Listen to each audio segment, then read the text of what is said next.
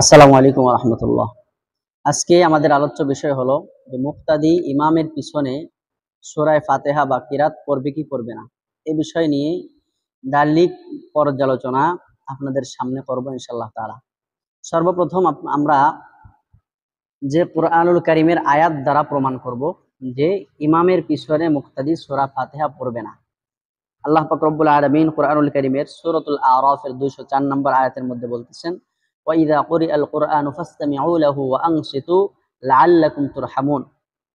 অর্থাৎ যখন তোমাদের সামনে কুরআনুল কারীম তেলাওয়াত করা হয়, ফাসতামিউ লাহু, তোমরা কুরআনুল কারীমের তেলাওয়াত শ্রবণ করো, ওয়া আনসিতু, এবং তোমরা চুপ থাকো, লাআল্লাকুম তুরহামুন, যাতে তোমাদের উপরে দয়া করা হয়, রহম করা হয়। সূরা আরাফের 204 নম্বর আয়াত। তো এই আয়াতের মধ্যে আল্লাহ তাআলা কি বললেন যে ওয়াইযা কুরিআল কুরআন ফাসতামিউ লাহু ওয়া আনসিতু, যখন তোমাদের সামনে কুরআনুল কারীম তেলাওয়াত করা হয় তখন তোমরা শ্রবণ করো এবং চুপ থাকো। তো এখান থেকে আমরা যে বিষয়টি বুঝতে পারলাম সেটা হলো যে কুরআনুল কারীম যদি আমাদের সামনে তেলাওয়াত করা হয়, তো কোরআনের তেলাওয়াতের শব্দ যদি আমাদের কানে আসে তাহলে আমাদেরকে কোরআনে দুইটা আদেশ করা হলো। একটা হলো আমরা শ্রবণ করব, আর একটা হলো আমরা চুপ থাকব।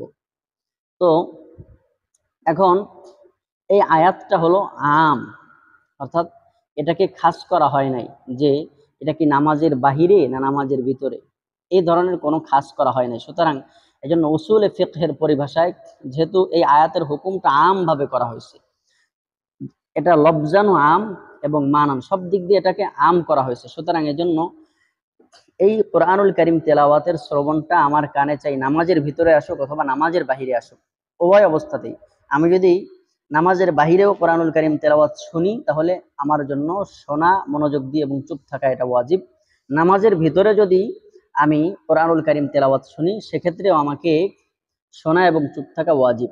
জোরে কেরাতওয়ালা নামাজে যদি আমি কোরআনুল কারীম তেলাওয়াত শুনি সেখানেও আমার যেমন মনোযোগ দিয়ে শোনা এবং চুপ থাকা ওয়াজিব, এমনি ভাবে যদি আমি সিররি নামাজ যেখানে আস্তে কেরাত পড়া হয়, ইমাম সাহেব আস্তে কেরাত পড়ে, সেখানেও আমার মনোযোগ দিয়ে শোনা তো এখানে নাই, কিন্তু চুপ থাকার যে আমল আছে সেটা আমাকে করতে হবে। এই আয়াতটা আসলে নাজিল হয়েছে কি এটা নামাজের ব্যাপারে নাকি নামাজের বাহিরে কোরআন তেলাওয়াত শোনার ব্যাপারে? এক্ষেত্রে আমি আমার নিজের থেকে বানিয়ে বলবো না। তাফসির ইবনে কাসিরের 2 নম্বর খণ্ডের 281 নম্বর পৃষ্ঠার মধ্যে এসেছে যে হযরত আব্দুল্লাহ ইবনে মাসউদ, আব্দুল্লাহ ইবনে আব্বাস, হযরত আবু হুরায়রা, হযরত আব্দুল্লাহ ইবনে মুগাফফাল রাদিয়াল্লাহু তাআলা আনহুম, এনারা সবাই এই বিষয়ে একমত যে এই আয়াত নামাজ এবং খুতবা সম্পর্কে অবতীর্ণ হয়েছে। তাহলে বড় বড় সাহাবায়ে কেরাম আব্দুল্লাহ ইবনে মাসউদ, আব্দুল্লাহ ইবনে আব্বাস, আপনারা সবাই জানেন যে সাহাবীদের মধ্যে বড় বড় মুফতি ফকিহ সাহাবী যারা ছিল তার মধ্যে একজন হলো আব্দুল্লাহ ইবনে মাসউদ, যার ব্যাপারে নবী করিম সাল্লাল্লাহু আলাইহি ওয়াসাল্লাম বলেছেন যে কেউ যদি হুবহু আমাকে অনুসরণ করতে চায়, আমি যেভাবে আমল করেছি সেভাবে যদি কেউ আমল করতে চায় তাহলে সে জানি ইবনে মাসউদকে অনুসরণ করে, আব্দুল্লাহ ইবনে মাসউদকে জানি সে অনুসরণ করে। এমনি ভাবে আরেকজন হচ্ছেন হযরত আব্দুল্লাহ ইবনে আব্বাস রাদিয়াল্লাহু তাআলা আনহুমা, আল্লাহর নবীর চাচাতো ভাই, যার ব্যাপারে আল্লাহর নবী স্বয়ং নিজে দোয়া করেছেন যে আল্লাহুম্মা আল্লিমহুল কিতাব ওয়া ফাক্কিহহু ফিদ্দিন, আল্লাহ তুমি আব্বাস ইবনে আব্বাসকে কিতাবের ইলম দান করো এবং দ্বীনের ফিকহের যে জ্ঞান আছে এটা তুমি তাকে দান করো।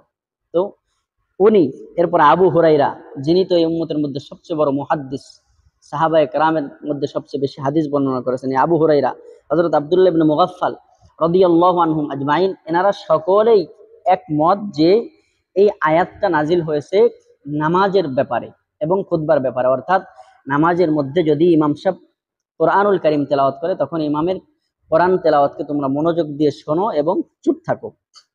এমনি ভাবে আল মুগনি কিতাবের 1 নম্বর খণ্ডের 490 নম্বর পৃষ্ঠায় এসেছে, ইমাম বুখারী রহমতুল্লাহি আলাইহির উস্তাদ ইমাম আহমদ বিন হাম্বল রহমতুল্লাহ আলাইহি বলেন, আজমাআন নাসু আলা আন্না হাযিহিল আয়াতা ফিস সালাহ, যে এই বিষয়ে উম্মাহর ইজমা হয়েছে যে এই আয়াতটা নামাজ সম্পর্কে অবতীর্ণ হয়েছে।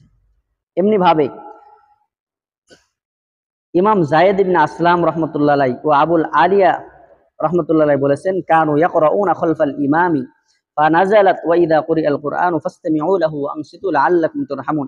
কিছু মানুষ ইমামের পিছনে কিরাত পড়তেন এই আয়াত অবতীর্ণ হওয়ার আগে। কানু ইয়াকরাউনা খালফাল ইমাম, সাহাবায়ে কেরামের মধ্য থেকে কিছু মানুষ তারা কি করতেন, কিছু সাহাবী ইমামের পিছনে কিরাত পড়তেন।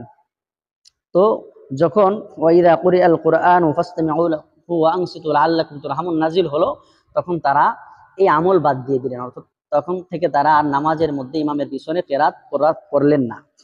এমনি ভাবে তাফসীর ইবনে কাসিরের 2 নম্বর খণ্ডের 280 নম্বর পৃষ্ঠায় এসেছে, হযরত বাশির ইবনে জারির রাদিয়াল্লাহু তাআলা আনহু বলেন, সাল্লা ইবনু মাসউদ রাদিয়াল্লাহু তাআলা আনহু ফাসামি'a নাসান ইয়াকরাউনা মা'আল ইমামি ফালাম্মান সারাফা ক্বালা আমা আলাকুম আন তাফহামু আমা আলাকুম আন তাকিলু ওয়া ইযা কুরিআল কুরআনু ফাসতামিউ লাহু ওয়া আনসিতু কামা উমিরা।